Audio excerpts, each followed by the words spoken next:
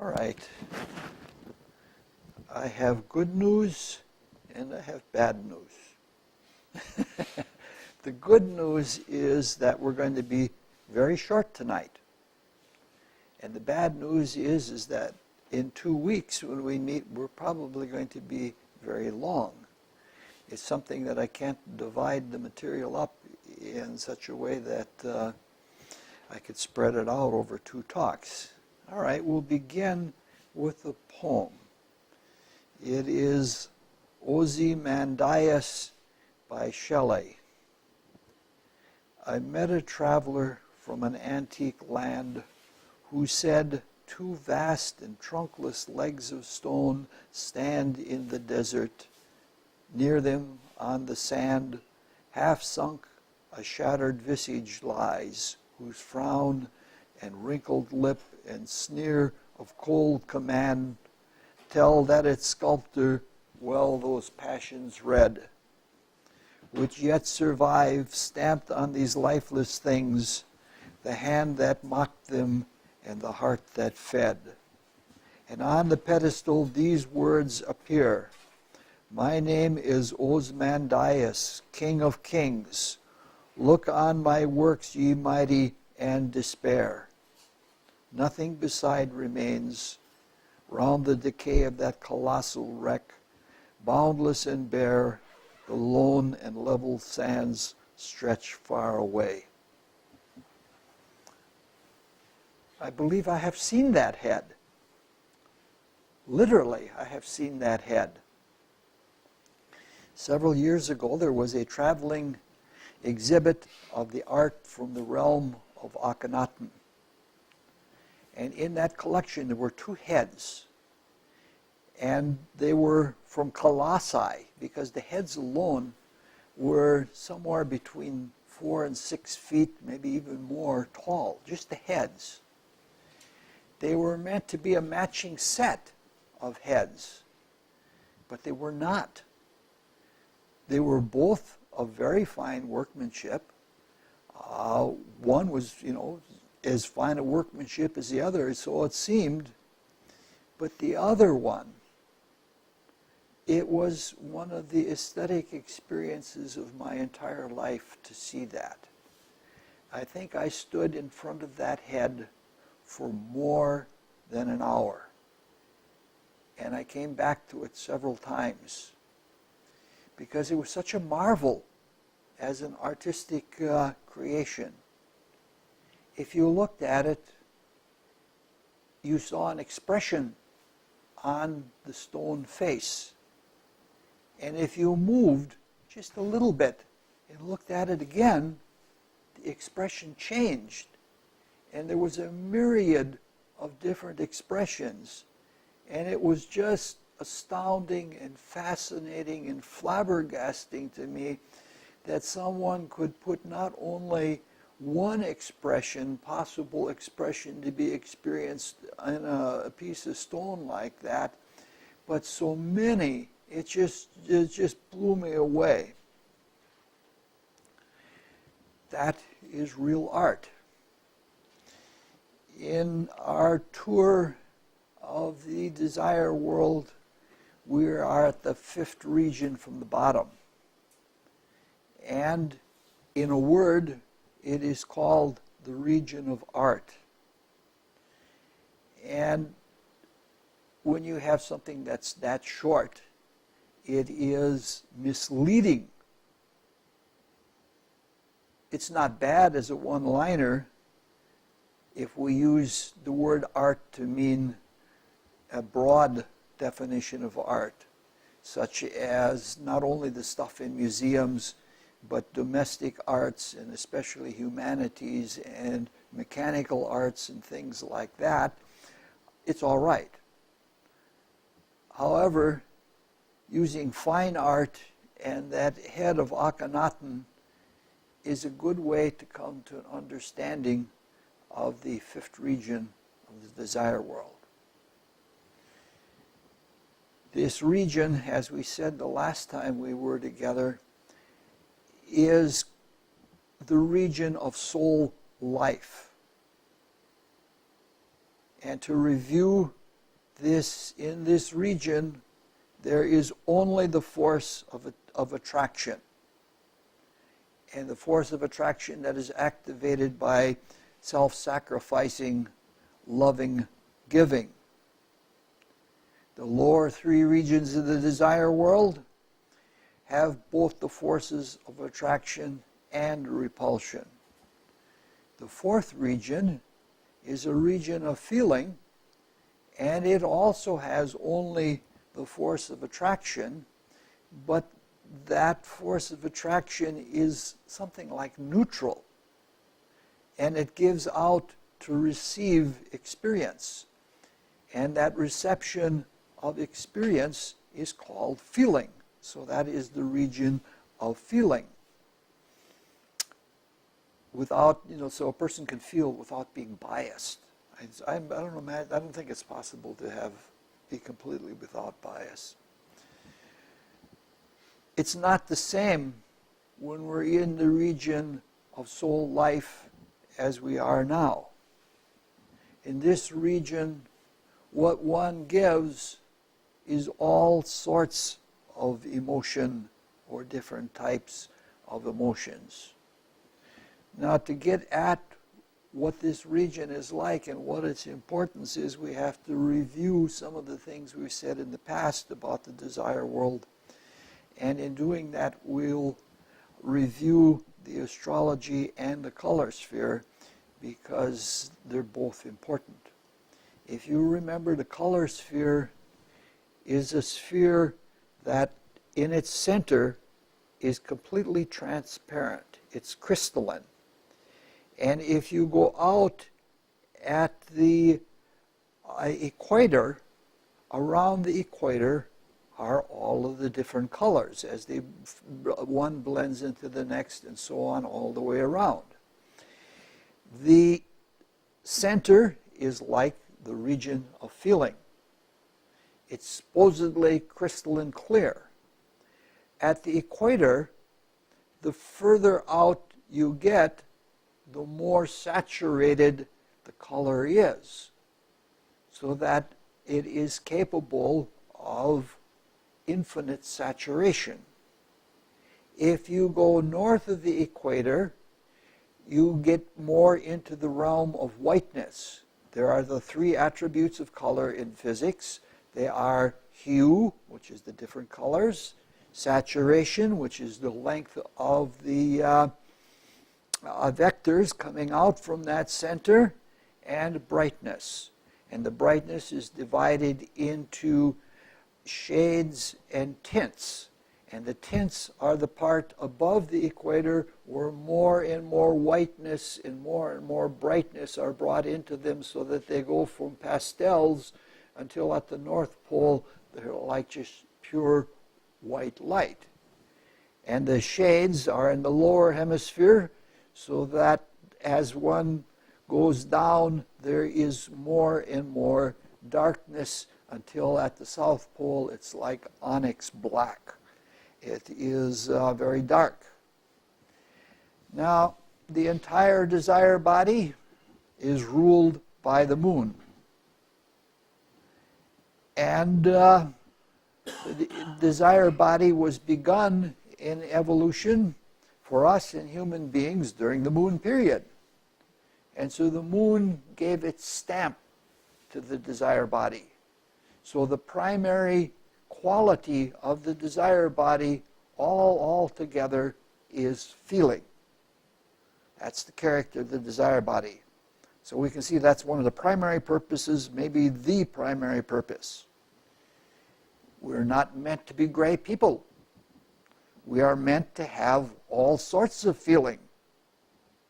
We would miss most of the world if things were in black and white. You can do great things with black and white photography, but it's not a world that one wants to live in. That's only black and white. Though I do know a man that did have that. When I was working in the post office, there was a man that had both kinds of color blindness. The red-green and the yellow-violet color blindness. So all he saw were shades of gray. It was really quite interesting. And he did have sort of a drab personality also. I don't know. I haven't seen enough horoscopes of people who have color blindness to be able to speak about that. All right, so the desire body is for us to feel things. The desire world is a moral sphere. It's where the quality of things is understood. The quality is understood in color, but it isn't just color. It is the emotion, the desire, and the feeling that is associated with the color. We're not talking about a moral code like you receive in the church or in the Boy Scouts or things like that. We're talking about where one understands the value of different motivations, of different emotions as a consequence of experiencing them. If you put out anger and you get anger back at yourself, you understand the quality of that. And that's a moral growth. See, the cosmos doesn't have to teach immorality. The reality of the desire world in itself is enough for us to know the quality of it all. Again, the northern hemisphere, the upper half, is ruled by Venus. And the lower half is ruled by Mars.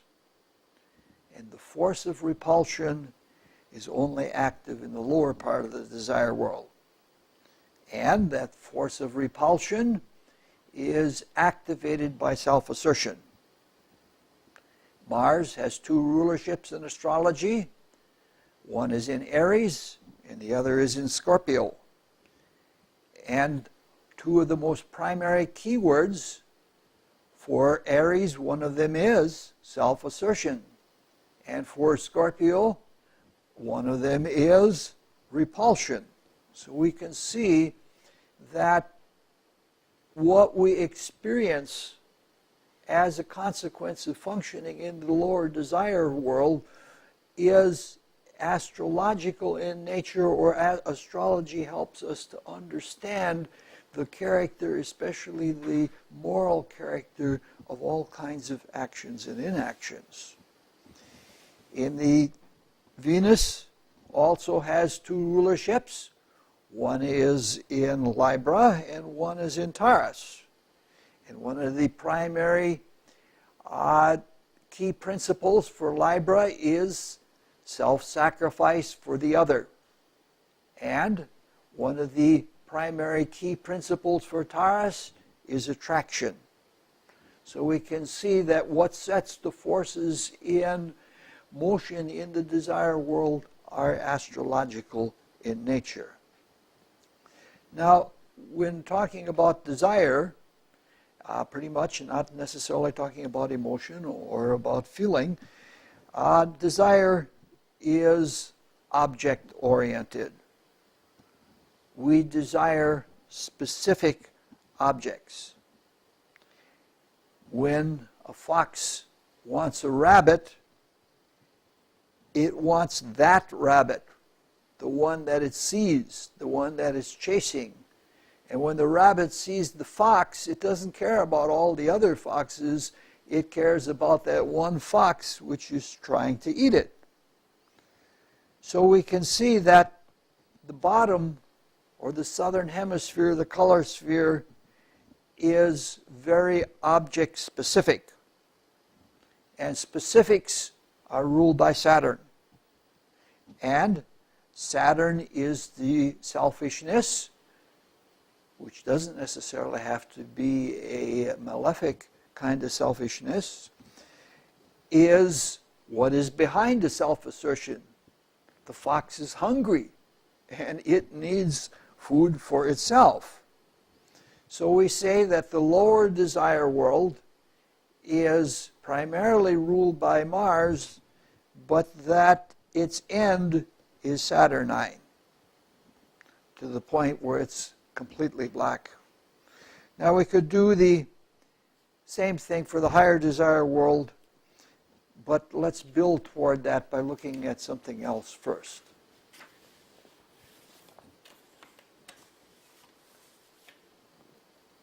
We're in the fifth region of the desire world and the desire body, which is the region of soul life, and it is the region of art. In this region, there still is some object orientation, even though there isn't the selfish self-assertion. It's anything but that. When we love, we want to give. And that brings out the very best qualities in our desire nature.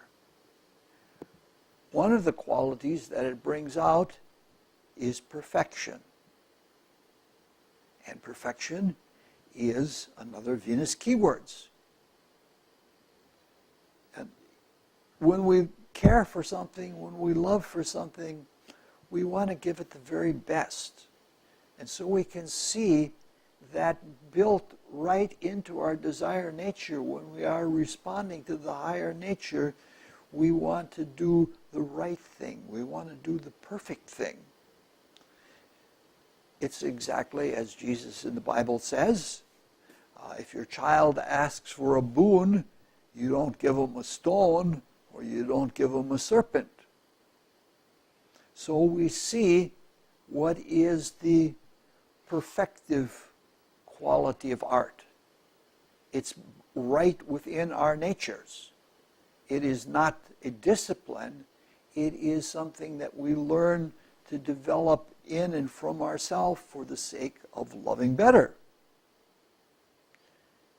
Now, when we love, we try to give, well, suppose we're a teacher.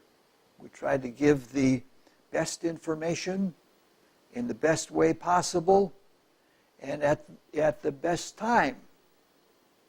And everything is geared to the student, not to what the teacher wants to give. It's all geared to the student. And this opens us up to another quality of the higher desire world. If we love, we want to give the object of our love what it needs, not just what we want to give them. I had a very painful experience. Many years ago, I was living on Blair Street, and someone gave me a dying angel wing begonia. And I potted it, and I took care of it regularly, and I prayed for it every day. And it grew healthy, and it grew robust, and it was so good, so rewarding to see that I was feeling unbounded in just outpouring. And I happened to be drinking some grape juice, and I said, wow, I think I'll treat the begonia to grape juice. And I killed it. It was a hard thing. When you love something, you give it what it needs and what it wants, and not what you want to pride yourself in giving. If I had loved more, I would have thought more about the plant than myself. When we love, we give. But in doing that, we expand in our own being for the sake of the beloved. We bring things out of us that never would come out of us elsewise. This is very different than desire. When the fox is chasing the rabbit, the fox is not looking at how beautiful that rabbit is. He's just hungry and he wants that rabbit, and that's it. If anything, the fox looks for weakness, looks for vulnerability. Animals always select the easiest prey. They're not trying to perfect their hunting skills in that way. So love is expressive, and it takes us out of ourselves. It's unselfish. So it's not surprising then that the upper hemisphere, the whiteness hemisphere, is at its end ruled by Jupiter. Jupiter, who is the great giver and the great expander. So when we let go of our small and provincial self-orientation and expand, something else happens in our character. We discover things in ourselves that we never knew we had. We become more full-spectrum people. Because to give, we have to give in all kinds of situations. And that brings out all kinds of different things. What we're talking about are the many varieties of love. We realize that we can love in many ways, and we want our beloved to be whole. And so we have to be whole. So we become whole like that sculptor of the head of Ozymandias, being able to see all of those different expressions. And they weren't all sinister. It was really quite something. I still, to this day, it was such a big thing. We learn the art of love, or love teaches us art. And the art of love is manifold. No painter uses just one color. Even Picasso, when he was going through a blue period or a pink period, didn't use only one color. This leads us now to explore something we discussed in the talk previous to this talk, when we were talking about daydreaming and fantasy in the region of wishes. We noted that they were not desire-laden like the lower spheres, the lower two regions of the desire world. Instead, daydreaming is fanciful, and it's filled with all kinds of copious emotions. Daydreams are more qualitative than they are motivational. You can sit there and daydream all day long. Now, at that time, we speculated that emotion, at this time of evolution, is probably found in the central regions of the desire world more than at the extremes. And that certainly appears to be the case with the region of soul life. When we're talking about art, in the sense of fine art, emotionality is a big part of almost all art, and especially of all artists. That's our description of an artist, as being a being of emotions. So, art, at least as far as the artist is concerned, the outward is never satisfactory. But the internal is much more a part of the life of the artist than the external. In desire, the object is always external, even if it's within the desire world itself. Sometimes we're almost overwhelmed by the desire to give, and we just pour out emotions. And the growing flood of emotions that comes out of us, that cause us to go beyond, is what caused art in our times. As people are evolving more, they're capable of more emotions. And art has gone beyond simple representation, especially if we have something like expressionism, that the color and the life of the color itself takes over, and it becomes an experience of emotion, and it isn't just about forms. in this, there isn't that darkening quality of selfishness. Now, when we see it in this light, it's possible that there is conceivably as much emotion in the lower desire world, but that it is masked and covered by the darkness of selfishness. However, when I look at myself in an analysis, I find that there is very little variety and efflorescence of emotion in lower desires. They become very, very base and very, very simple.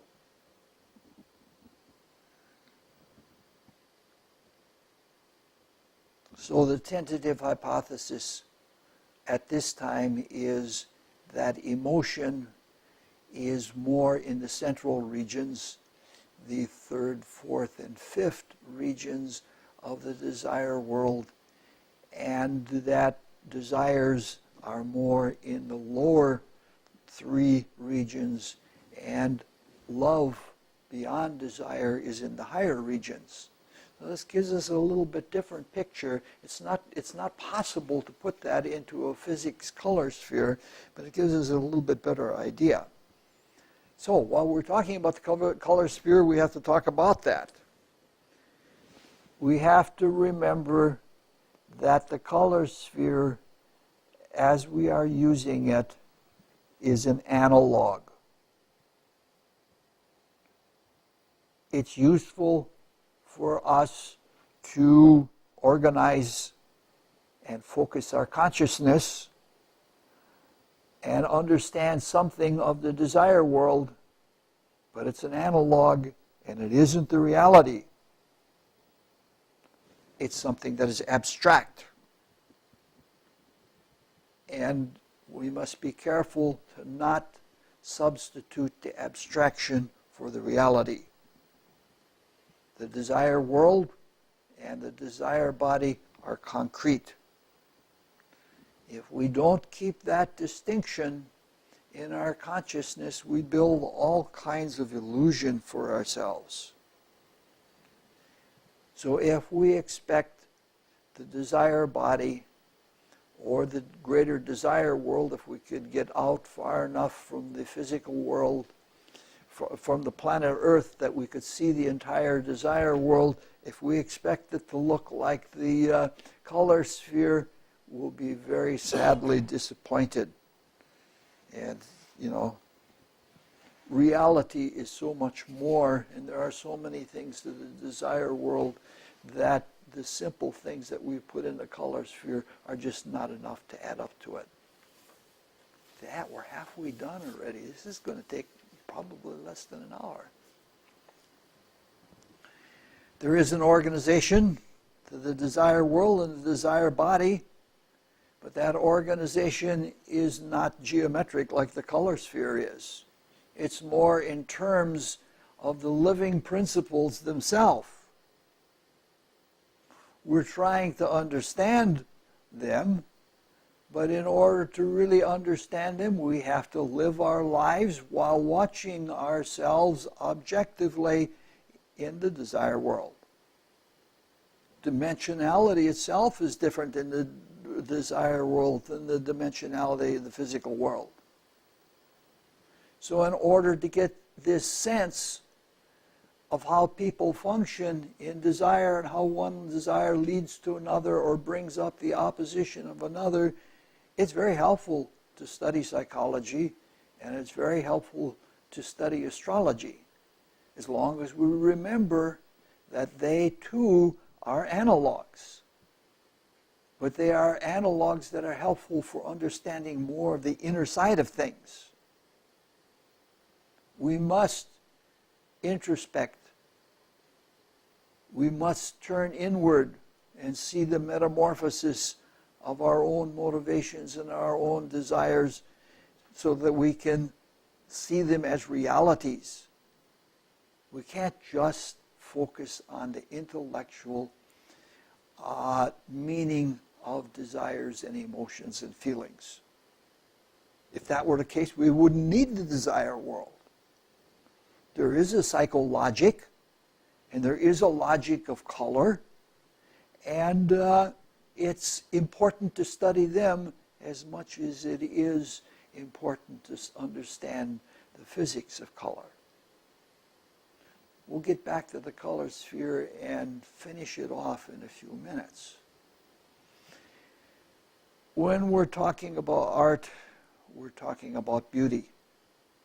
Whether we're talking about fine art or in the humanities or in the art of being able to finessefully do kind, loving deeds, we're talking about beauty. What all of this says is that when we get beyond self-seeking and when we get beyond self-asserting, we live in a world that is loving and is giving, and that it is rich in all variety of emotions. Now, one doesn't have to be loving and beautiful. Doesn't have to try to do that, because this is naturally the way desire and the desire world is. We spring forth with all sorts of beauty from ourselves. If we live the life of art, or if we live the emotional life, new things are suggested to us all the time. When we love others, we get out of the petty smallness of our own little lives, and it takes away a lot of personal strain. People will do things for the sake of others that they could never do if they were doing for their own sake, because they would be worried about, am I doing this right? You know, they get all kinds of performance anxiety and everything else. The world of beauty is a healthy world. If you're appreciating the beauty of life and all of the things that are in life, even the physical things, you're likely to be a healthy person. Now, Rudolf Steiner has something brilliant to say about beauty. And he talks about it within the context of what he calls the genius of language. And the example that he gives about beauty is that in German and in some other languages that are similar, that the word for beauty is also the word for shine. In German, it is schön. He goes on to say that something is beautiful when something shines through. Now that's a really objectivist aesthetic. That's not like the rest of the world right now. Right? There's an egoistic subjectivism in aesthetics at this time. People say, well, what may be beautiful to you is not beautiful to me. That's altogether different than saying that something is beautiful because of what shines through it, which is something quite objective. It's away from that notion that clairvoyance is a subjective phenomenon. If there are two people and one has a grungy, dark aura and the other one has a brilliant, clear, shining aura, there's no doubt about who's who. You're not judging anybody, you're seeing the reality.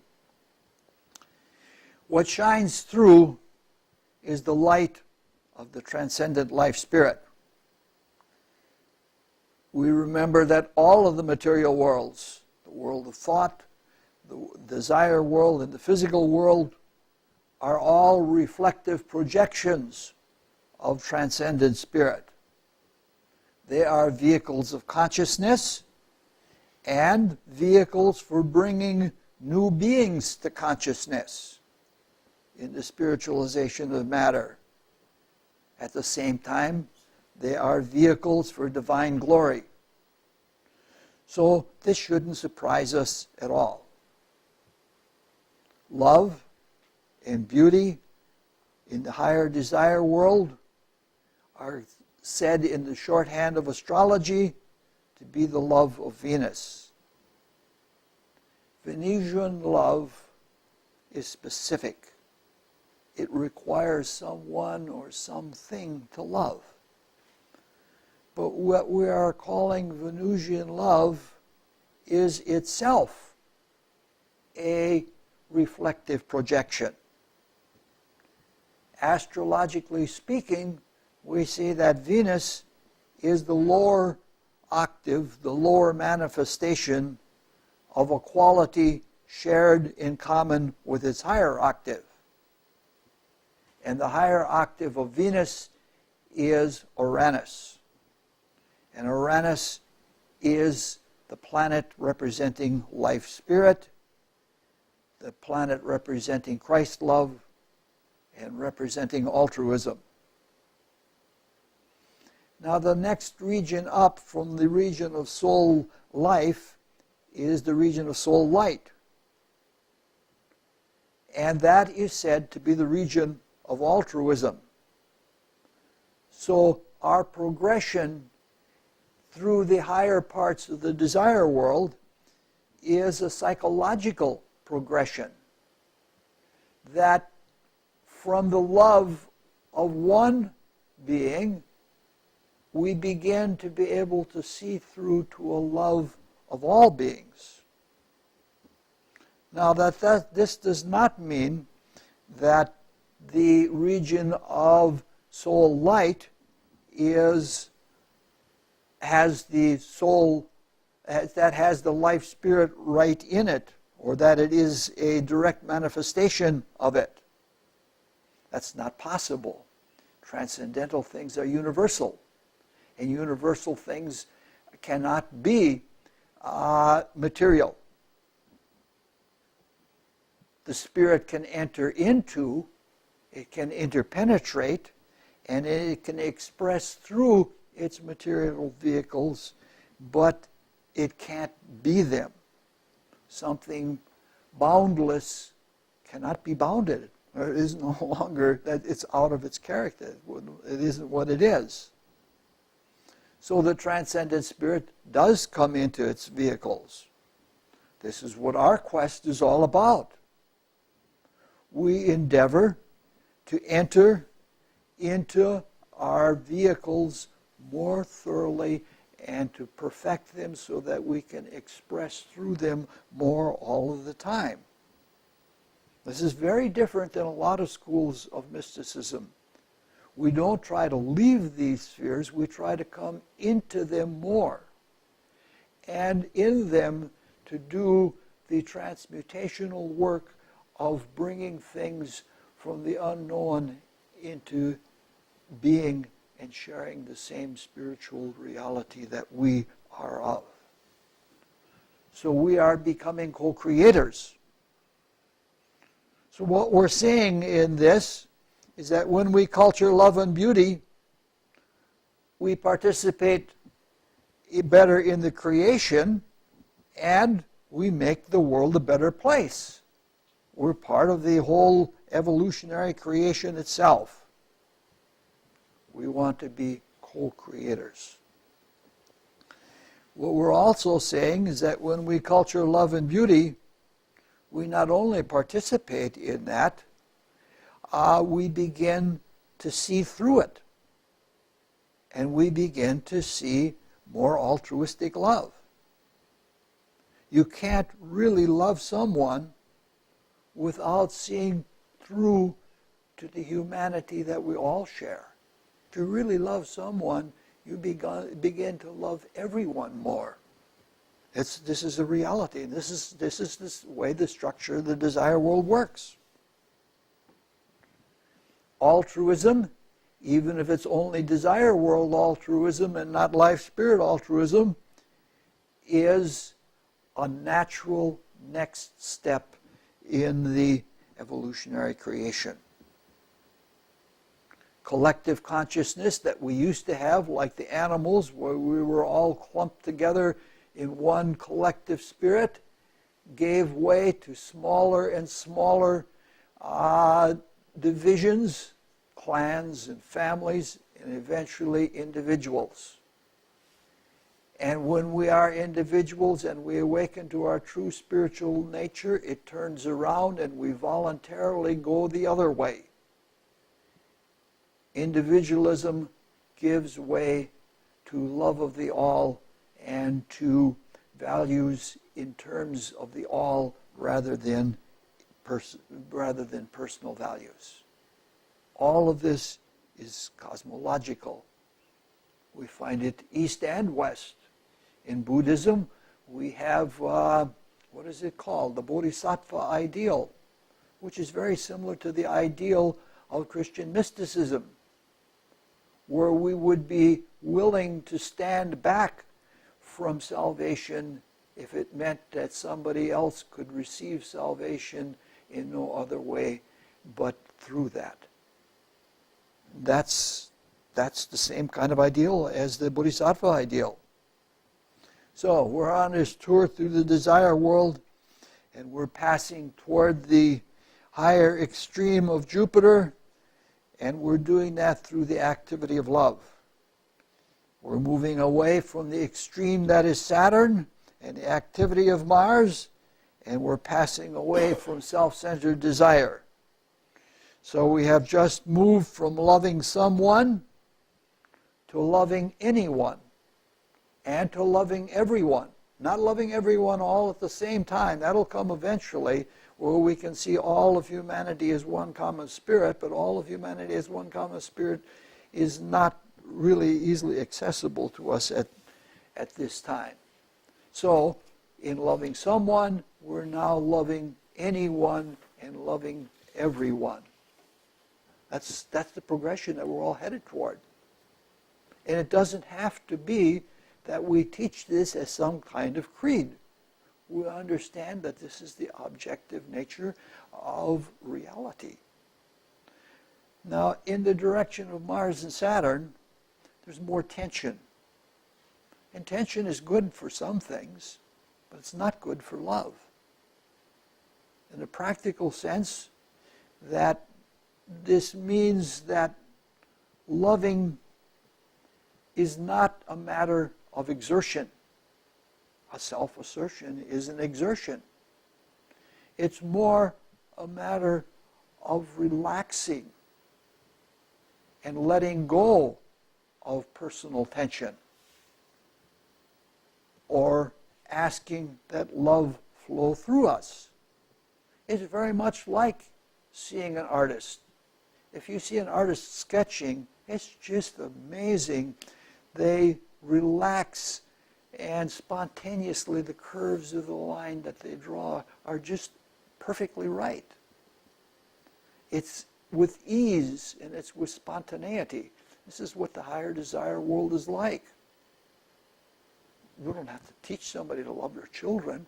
They love them, and it comes naturally. Very much like the statement of Christ in the Bible, "My yoke is easy and my burden is light."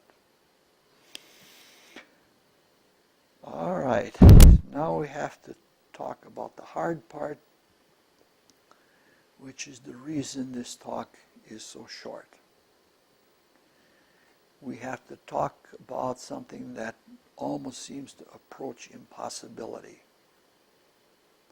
We have to talk about emotions, especially the emotion of love. And to do that, really, you have to be in the emotion. You have to be in the love. And in a talk, that's very hard to do. Now, it's possible to set up an atmosphere like a story, and then that atmosphere can be a vehicle for communicating love or emotion. You can do the same thing in written words, or you can do it in pictures. Artists and writers do this all the time. However, to talk externally about love in an objective philosophical manner, it's just about impossible. That's one of the weaknesses of modern mysticism. In modern mysticism, the mechanics of how the desire world works, how the forces work in the desire world, the mechanics are excellent. And the commentary and the speculation are fine. But it's not the living desire world. And I've struggled with this for quite a few years. And for a lot of years, I tried to get around the problem by telling and retelling stories, mostly from mythology and sometimes other cultural vehicles, because in that way you could talk about the emotional, the love life, the feeling life objectively. You could still talk about the occult principles, but you could do it within an atmosphere of love. And I tried that for quite a few years, but it was only modestly successful.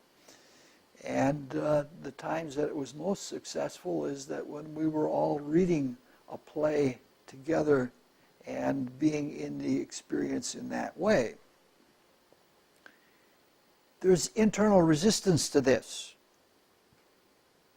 There is the Ahrimanic or satanic sin of omission, where there's a temptation not to get involved in the feelings and the emotions, and especially not to get involved in the feelings and emotions of others.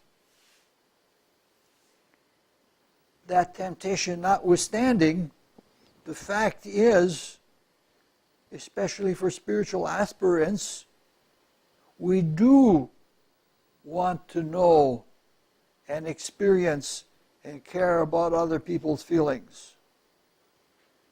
It is a duty for us to share experiences of feelings. The day of a cold, impersonal occultist is past. With the advent of Christ ushering in a whole new evolutionary epoch, everything is now to be done with loving and feeling, and thought is to be united with feeling and not kept separate. This doesn't mean that we have to become emotionally sloppy or maudlin or become subjectivists or sob sisters or something like that. But we do have to understand, and we do have to care, and we do have to love. Now, it's difficult to speak about love and to aspire to love without feeling like a hypocrite. I have never in my entire life met a single individual, even people that I am admiring of their capacity to love. I've never met a single individual that feels that he or she loves enough. The pain of feeling hypocrisy is a small price to pay if it helps us to love others. I'm willing to stand here and talk about love, even though I know within a very short time I'm probably going to be humiliated for lack of it. If we speak about love, we're going to be challenged. There's nothing wrong with that. We might even be gaining a little humility in the process. It's worth going out on a limb to love. Expressing love in our lives and doing it intentionally is one of the most important aspects of the spiritual life. It's one of the most important things in our aspiration to intentionally try to relax and open ourselves and love. Can't say it any other way. So we have this progression that as we ascend in the desire world, there's a logical or a psychological progression. And in the same way, that specific love leads us directly to altruism. altruism leads us to universal love. In the Rosicrucian philosophy, the highest region of the desire world is called the region of soul power. It's a very big subject. I can't even begin to go into it because soul power is all important for doing magic and creation. But it's too big for now. It's enough for now to say that it is necessary to function in the scope of universal love. We have to have enough of that soul power in our own being in order to be able to do that. Now, the common description of this, of the activities of the region of soul power, is that it is a region of philanthropy.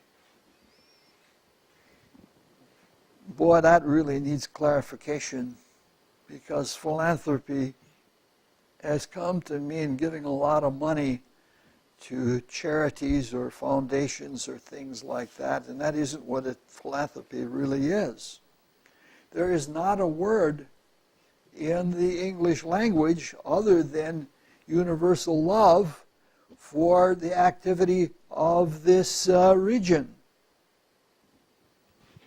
If we take philanthropy literally, it means love of man or love of mankind.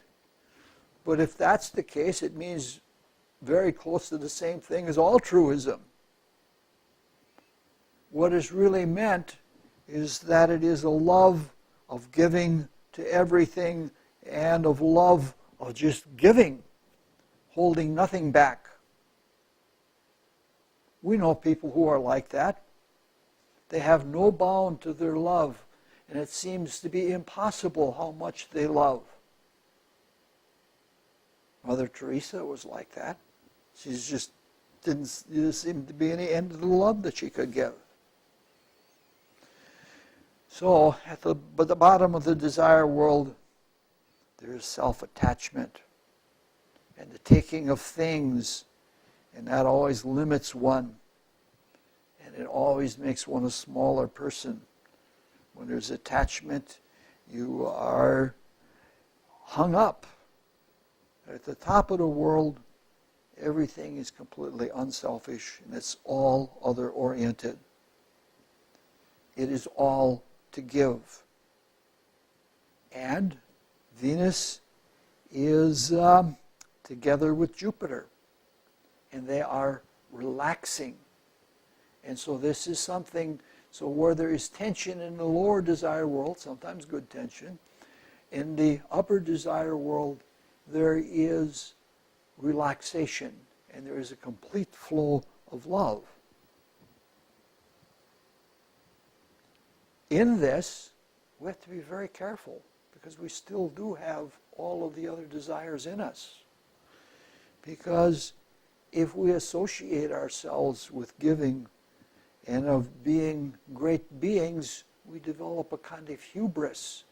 And there's an enormous fall from that, wherein we try to overpower everything because we are such great beings. All of the realms or all of the regions of the higher desire body can be abused. If a person's not humble and is not pure at heart, all of those emotions can run amok, and we have the temperamentality of an artist.